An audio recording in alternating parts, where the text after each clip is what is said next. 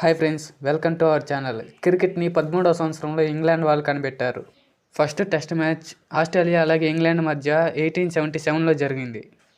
International cricket మొత్తాన్ని maintain చేసేది ICC అంటే ఇంటర్నేషనల్ క్రికెట్ కౌన్సిల్. ఐసీసీ రూల్స్ని ప్రతి ఒక్క క్రికెటర్ ఖచ్చితంగా పాటించాల్సిందే.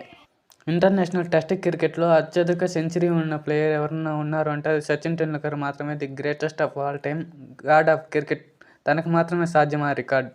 వన్డే ఇంటర్నేషనల్ క్రికెట్లో ఏబీడీ ఫాస్టెస్ట్ సెంచరీ చేశాడు. 30 బాల్కి 100 కొట్టాడు.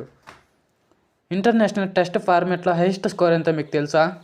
టెస్ట్ మ్యాచ్లో highest individual score Brian Lara చేశారు. బ్రెయిన్ లారా గారు టెస్ట్ మ్యాచ్లో గోట్ అనే చెప్పాలి. 400 మీద ఆడాడు ఆ రోజులు. ఇంటర్నేషనల్ టెస్ట్ క్రికెట్లో ఫాస్టెస్ట్ సెంచరీ ఏదో మీకు తెలుసా? 52 బాల్కి 100 కొట్టాడు. అది కూడా బ్రెండన్ మెక్కలం సాధించాడు, England player. International one day cricket ఫార్మాట్లో హైయెస్ట్ ఇండివిజువల్ స్కోర్ ఎంతో తెలుసా? Martin Guptill 237 runs, not out.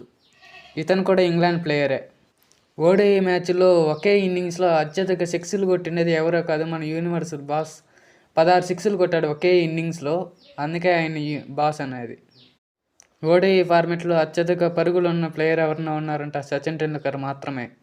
Most runs in test cricket Sachin Tendulkar 15,921 పరుగులు.